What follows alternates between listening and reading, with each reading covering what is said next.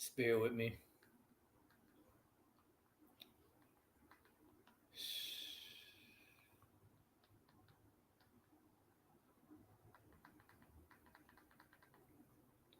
All right, let's start off by saying Barakatah Yahweh, Ba'Hashem Yahweh Shai, Ba'Hashem, Kodash. Welcome to another live lesson. The name of this one is Various Topics, dated July 7th, 2025, the hopeful year of our deliverance and destruction and judgment of Esau.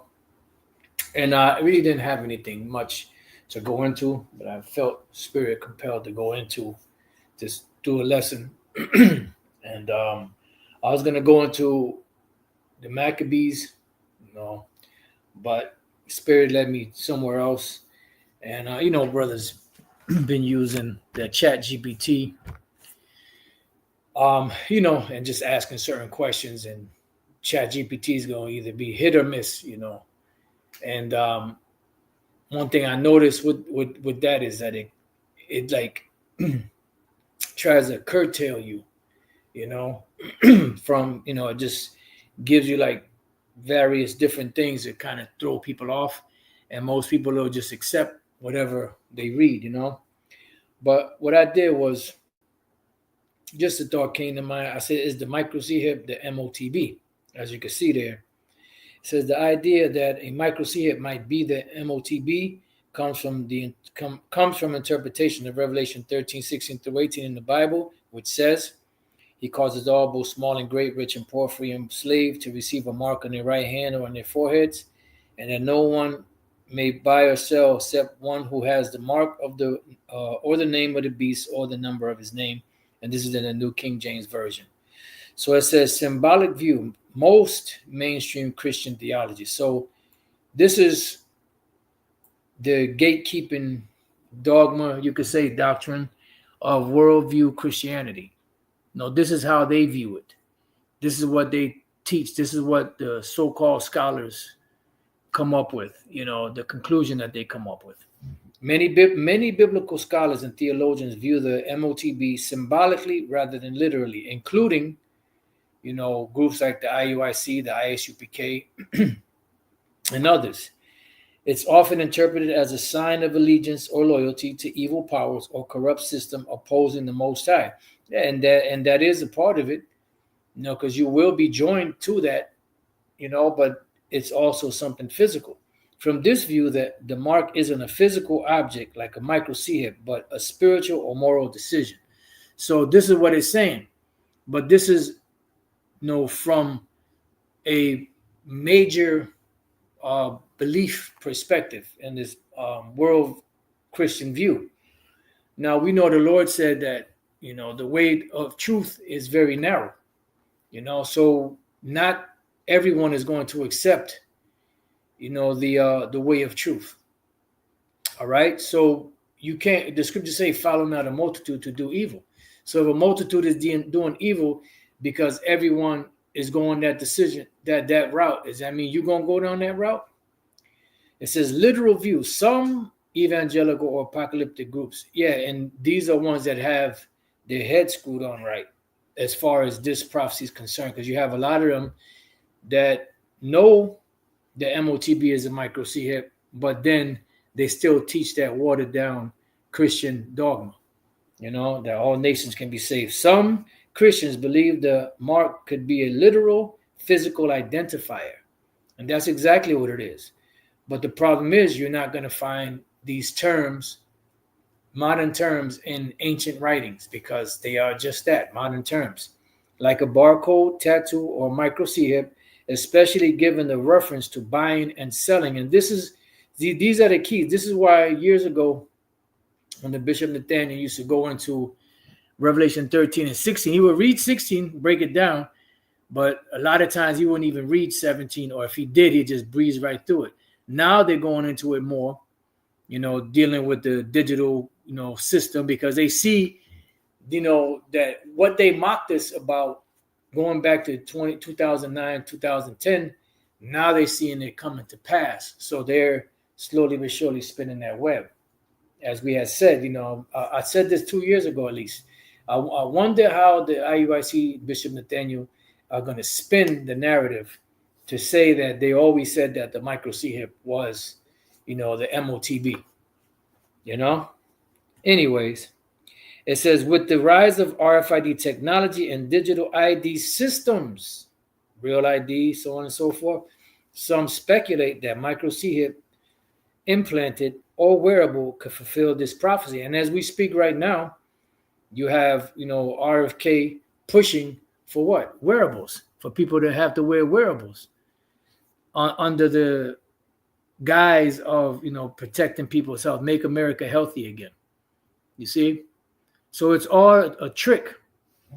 So it says here, critical thinking consideration.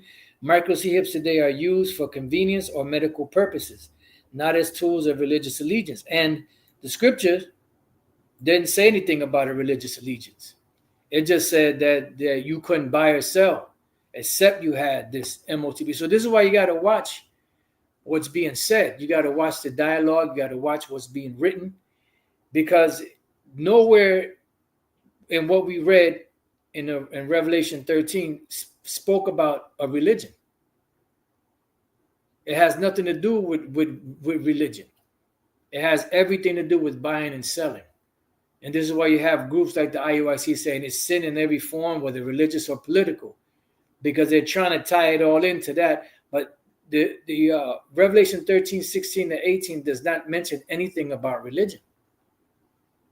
See?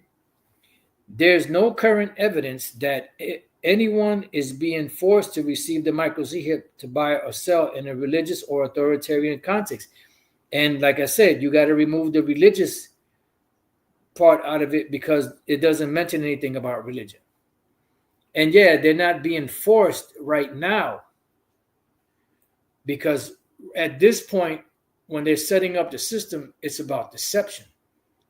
Let's go real quick. Let me get this other precept so I don't forget it.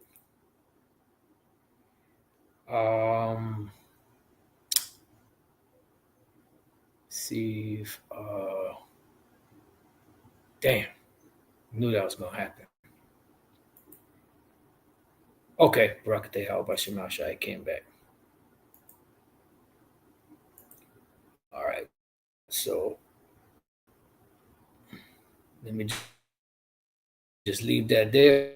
Okay, so let's go to Revelation chapter 19. We're going to start at 19. EU, NATO, you could throw America in there. And the kings of the earth and their armies gathered together to make war against him that sat on the horse and against his army. This is the American military, the different militaries around the world fighting each other and then stopping their fight with each other and fighting against the Lord. And the beast was taken, and with him the false prophet, which is the Roman Catholic Church, that wrought miracles before him, with which he deceived them that have received the MOTB. So the first part of it is the deception. You see? So the majority of the world is going to be deceived into taking this. And this is why the Lord said, if at all possible, they would deceive the very elect, but they will not be able to deceive the elect. So when we go here to the word deceived, we got the word planao, right? Which means to cause to stray, to lead astray, lead aside from the right way, to go astray, wander, roam about. So in this miraculous technological era, America, England, and the Roman Catholic Church, which are the three city-states, are going to deceive the majority of the world into receiving this MOTB. And that's what, they're not taking into consideration, that at first it's going to be voluntary, right? But it's going to come a point where it's going to be made mandatory. And when it's made mandatory, that's when even more persecution comes. So when we go to the root word of this, the root word is planao, which means error, to deceive, deceit, delusion. So the error, like in the Old Testament, you have the word err, E-R-R, which means to commit error. So that deception that these devils are going to use through their miracles is going to deceive and cause the world to err in taking it. especially you Israelites. But now we come here to the word received, right? And the word there is lambano. Come on, man. Salaka, just bear with me. Lambano, right? Um, it says to take with the hand, lay hold of any person or thing in order to use it. See? So they're going to take it in order to what? To use it. Because if you don't have the MOTB, you will not be able to function in the new system. Just like right now, you can go to an ATM, right? But let's say you go to an ATM, you got money in your pocket, and you want to deposit money in the pocket in the bank through the ATM, right? But you're going up to the ATM and you don't have a card, you know, a debit or credit card, whatever the case may be. How are you going to deposit that money in there? You can't. How are you going to take money out of it? You can't if you don't have that card. So eventually, that's what's going to happen. They're going to set the system up to where if you don't have the proper, devices to operate in this system, you're going to be cut out. See, to take up a thing to be carried, to take one upon oneself.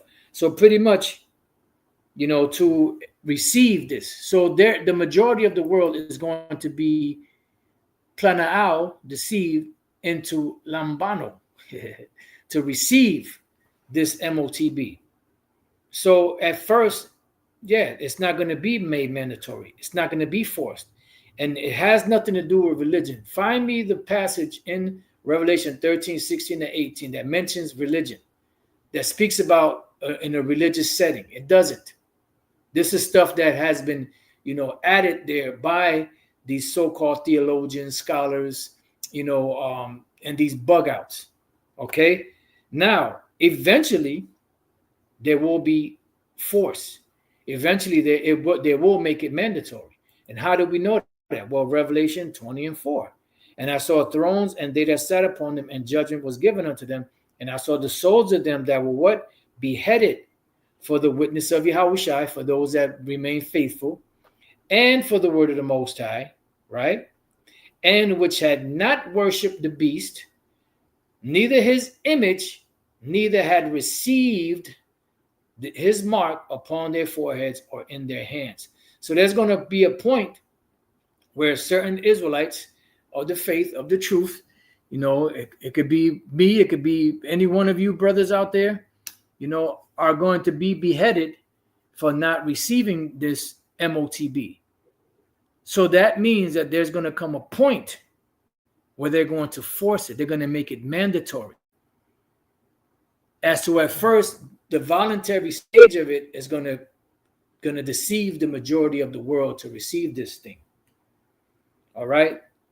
So as we read on, it says there's no current evidence that anyone is being forced to receive microchip yet, because they're going to be deceive most people to buy and sell in a religious or authoritarian context. Religious has nothing to do with that.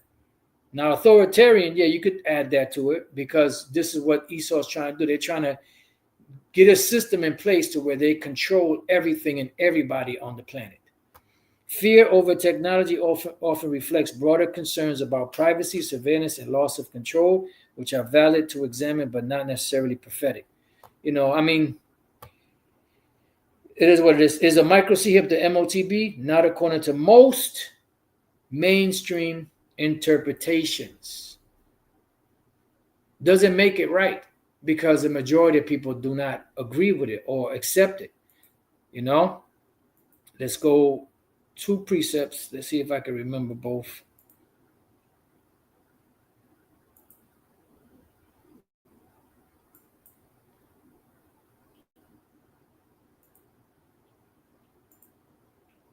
Okay. Let's go back. Exodus 23 and 2. Thou shalt not follow a multitude to do evil, neither shalt thou speak in a cause to decline after many, to rest or wrestle judgment. So bottom line, Just because the majority of the world is going in that direction or believes that, or that is of their opinion or interpretation, doesn't make it right. Because the truth is not going to be accepted like that. All right, now let's go to the next one. Romans 3 and 3. For what if some did not believe? Another one just popped up in my head. Um, let's go to, hopefully I remember this one because, oh, birthday have so much on your mind that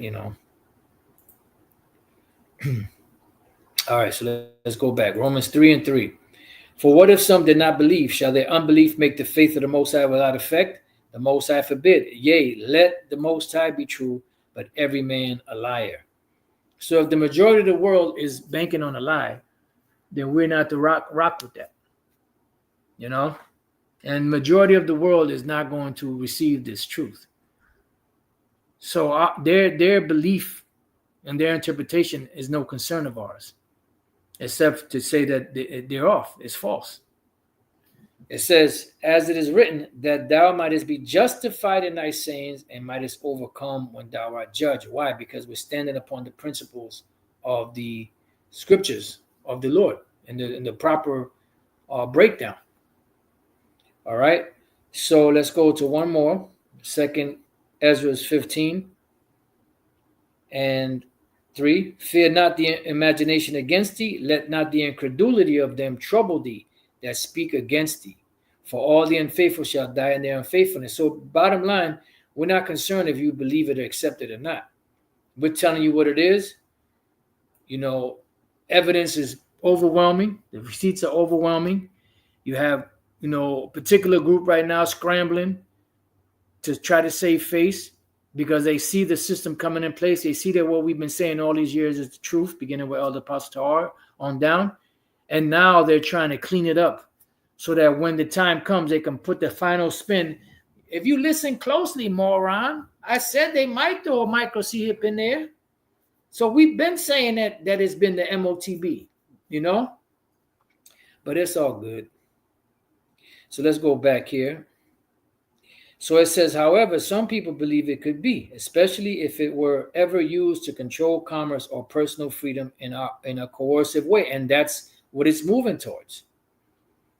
Because if you don't have the real ID by a certain period of time, you can't travel on planes, right? I mean, you're gonna have to go through some extra special whatever. So eventually, if you don't have the proper credentials to navigate in this new system, guess what? You're getting cut out of it. So that's coercion. All right, now, what I did was I typed in, does the Greek word charagma mean something inserted? Right? It says the Greek word charagma does not directly mean something inserted. So see how they're giving you the ambiguous. Well, it doesn't really mean that, but charagma comes from the verb karaso, which means to engrave, to carve, to mark, or to stamp. So charagma generally means a mark, engraving, a stamp, or etching a brand like on cattle. And pretty much it means to cut into. Because the scripture that Elder Pastor, goes into a lot, right, is the book of Acts. This is one that he always speaks on, because this is the only other place in the New Testament where the word uh, charagma is used outside of the book of Revelation, right? Let's see if I could find it. Just bear with me. Athenians, but nothing. And things, nothing worship. Seeing he giveth light to me, he made one.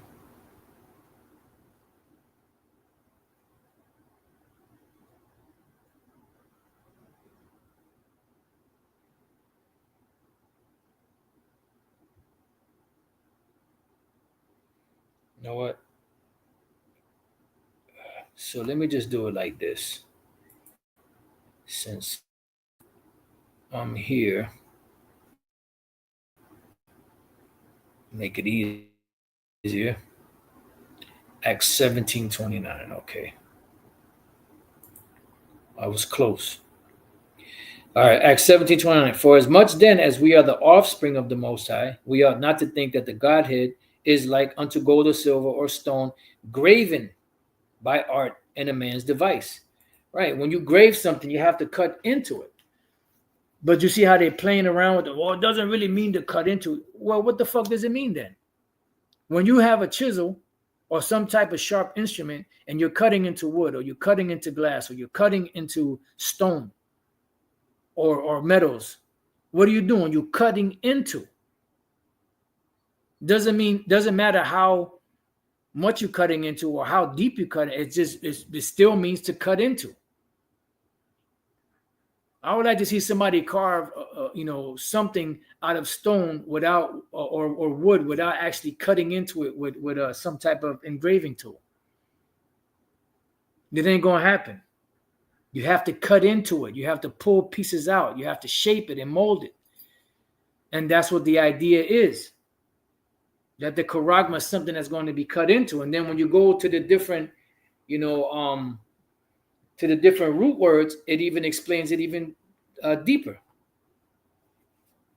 All right. So let's go back. So that was it on that. So let's go over here.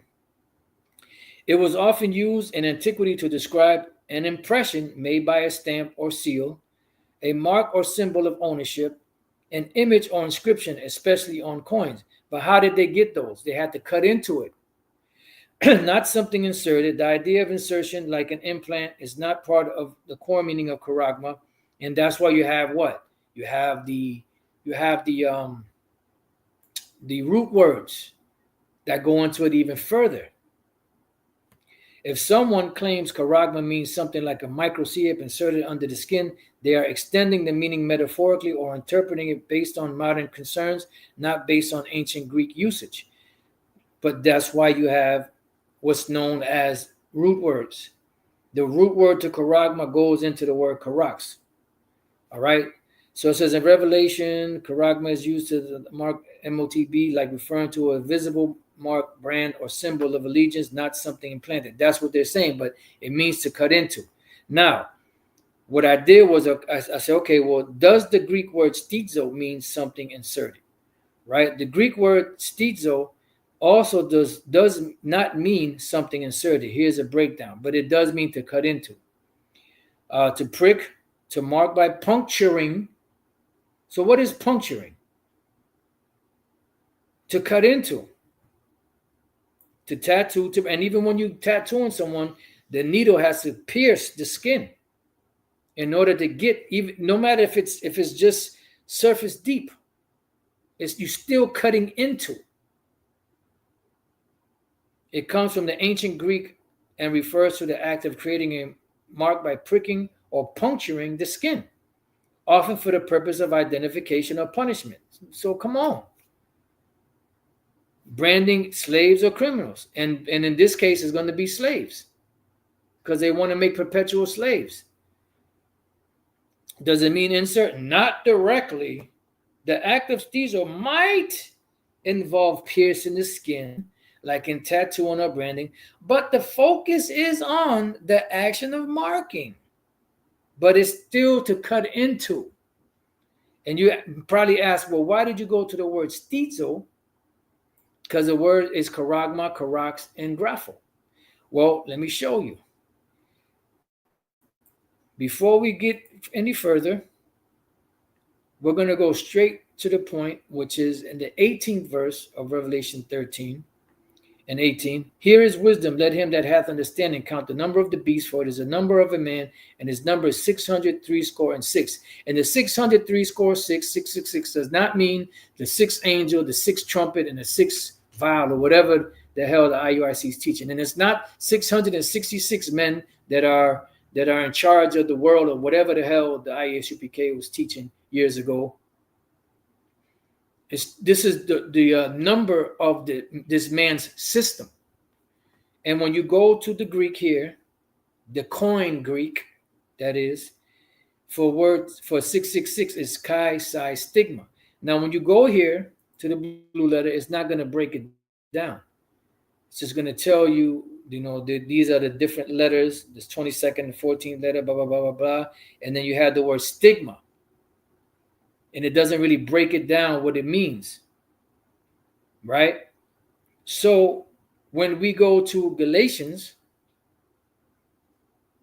the 6th chapter,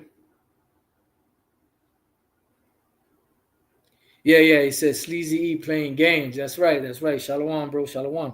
Galatians 6:17, from henceforth let no man trouble me, for I bear in my body the marks of the Lord Yahushua. And the marks of the Lord Yahushua were actual physical marks. That's why he told, Thomas, insert your finger into the prints and in my side. So he was actually pierced. And that's what this word marks here means. It's talking about a piercing that they did to the Lord. When we go to the word marks here, it goes to the word, lo and behold, stigma, which is 6. And this is the only time they really break it down, the word stigma, because stigma also appears in Revelation 13 and 18, but they don't break it down. And when we look up the word stigma, it means what? A mark pricked in or branded upon the body. To ancient Oriental usage, slaves and soldiers bore the name of the stamp of their master or commander, branded or pricked, cut into the bodies to indicate what master or general they belonged to. And there were even some devotees who stamped themselves in this way with the token of their gods. You see? So it means to cut into. When you look at the primary root word, from a primary stizo, to stick, an example, prick. So it means to cut into. So here it says to stick, an example, prick, a mark incised, which is to cut, or punched for recognition of ownership. That's what that's all about. That's what the MOTB system is about. Ownership. So those, micro C-hips are going to have a certain number separate from everything else. That's going to be the identifying number to what master you belong among those different international banking families. That's why they categorize everything. It says, an example, figuratively, scarf, service, mark. All right. So the word stigma means to cut into. And that's why I use the word stizo here, because the word for stigma is stizo, the root word. Okay, so now let's go on down. It says the resulting mark, not on inserting an object into the body. Yes, it is. There's no implication in the word itself of embedding or implanting something under the skin like a C-hip or device. Yeah, because it's to cut into. Related Greek for insert or implant. If you're looking for Greek words that more clearly refer to inserting or implanting, consider amphiteo, antithemi, and isago. All right. So let's jump down. Stizo, to mark or tattoo, usually by pricking, cutting into. It implies surface marking, not insertion. You cut into. Ask next. The idea of implanting something will require a different verb. Now, I typed in, does the Greek word charagma mean to cut into? The Greek word charagma does not literally mean to cut into, but its origins and usage are related to actions like engraving or etching, which involve cutting or inscribing on a surface. Charagma, noun, a mark, an engraving, a stamp or impression, a brand. It comes from the verb karatzo, which means to engrave, carve, to scratch, to etch. So while charagma itself does not mean to cut into, it is derived from a verb that does involve cutting, scratching, or inscribing, typically on surface of an object. Bullshit. Because the word karax goes into the palisades, and the palisades is something you cut, to a point at the end, and you insert it into the ground. All right. So it says meaning and context. In the ancient world, charagma referred to things like mark stamps on coins, seals, brands or slaves or cattle, engraved image or symbols.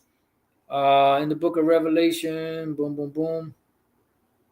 So here you go. Check it out. Summary, word, the charagma, right? Meaning, mark, engraving, stamp, brand. Implies cutting. Yes, surface marking, right? Carazo, to engrave, inscribe, carve. Yes. To what? To cut. Charagma, to cut into, but it does imply that something was marked, scratched, or engraved, usually on the surface. So you see how they like playing a lot of word games. So I typed in, does the word stizo mean to cut into? The Greek word stizo does not literally mean to cut into, but it does involve piercing or pricking the skin, which is a surface level penetration, not deep cutting. It doesn't matter. It's cutting into. You see? But they like to play with words. Stizo, to tattoo, to prick, to mark by puncturing, to brand. It refers to the act of making a mark by pricking or piercing, often with a sharp instrument. In ancient times, it was used for tattooing slaves or prisoners, marking someone as a form of punishment or ownership. Does it mean to cut into? It not in the surgical or deep sense. It does involve penetration of the skin, but only superficially. Come on, man. You playing games. Like in tattooing or branding, you're still cutting into the flesh. It is not the same as a cut into deeply, as in the sense of surgery or embedded something. For actual cutting into and it gives you some more words here. So, summary. Stizo, to mark by pricking, tattooing. Implies cutting? Yes, superficially, right? Notes, skin level puncturing, not deep cuts, but it does mean to cut into. All right, stizo, to cut into, deeper surgical, but it does. Stizo, to cut into in the deeper or surgical sense, but it does involve pricking or puncturing, like making a tattoo or brand. All right.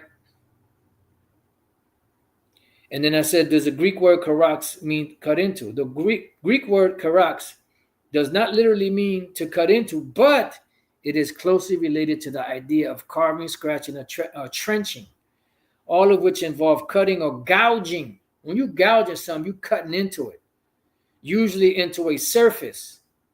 In this case, the skin.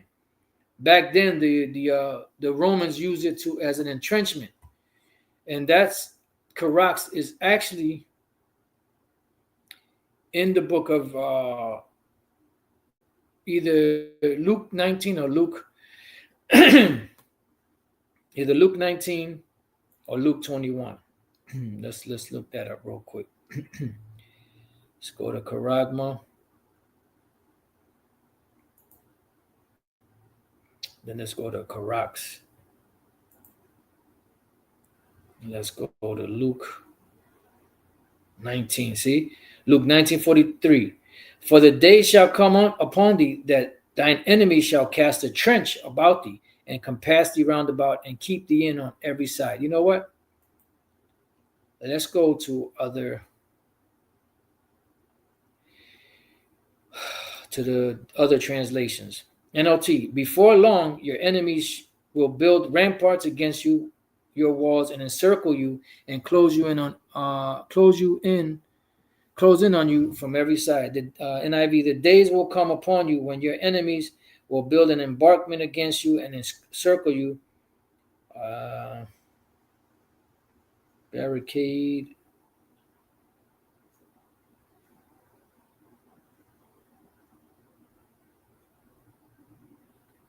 Yeah, palisaded mount. So they had to cut into the earth. That's why the karax was a sharpened piece of wood to go into a particular surface. All right. Let's see what else we got. fortification, rampart, or entrenchment, a sharp object used to pierce or mark. It comes from the verb carazo, which means to engrave, to carve, to furrow, to scratch, right? Like when you had the furrows, you had the ox, the yoke of oxen, and then they had the what you call it behind them, and they will cut into the earth to make those furrows, which so you can put the seed in there and do whatever you have to do to cover it up so it could grow. What you think that's cutting into the earth? So while karax itself doesn't directly mean to cut into, it comes from the same root and refers to tools or structures made by cutting into something, like wooden stakes sharpened by cutting, or defensive trenches dug into the earth. Okay, you got the military, the verb. So right here, summary, karax. Stake, a meaning, stake, trench, pointed object. Carazo, to engrave, scratch, cut into a surface. Implies cutting into, indirectly as a result of cutting. Yes, so you cutting into, karax, cutting into. And then carazo, yes, directly. So to cut into. Karax, not to cut into, but something resulting from cutting. See how Esau like to play these games? Like a pointed stake or trench. And that's why when you look at the when you look at the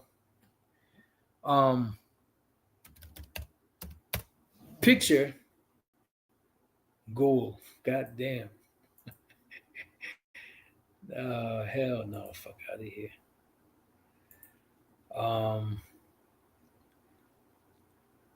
Let's go to um,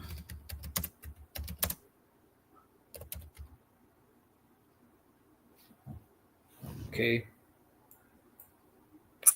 Let's go to images. As you can see it right there. And that's it right there. See it? That's what's being used to cut into the flesh. But the elect are gonna see it and the rest are not. So we're not concerned if you get it or not. If you're a part of the elect, guess what? You're gonna get it. If you're not a part of the elect, you're not gonna get it. So it doesn't matter whether you choose it or whether you refuse it. But one thing I will say in closing is if you take that MOTB, which is a micro C hip, you will be destroyed. That you can count on. You can bank on that. Revelation 14:9. And the third angel followed them, saying with a loud voice, if any man worship the beast and his image, and receive his mark in his forehead or in his hand, the same shall drink of the wine of the wrath of the Most High, which is poured out without mixture into the cup of his indignation, and he shall be tormented with fire and brimstone in the presence of the holy angels and in the presence of the Lamb. So if you take that up, you take that MOTB, the micro C hip, because you say, well, I don't believe that it's the MOTB, and guess what? You're going to be destroyed. Point blank, period. So with that, I pray that you brothers and few sisters have been edified. Till the next time I say, Shalom.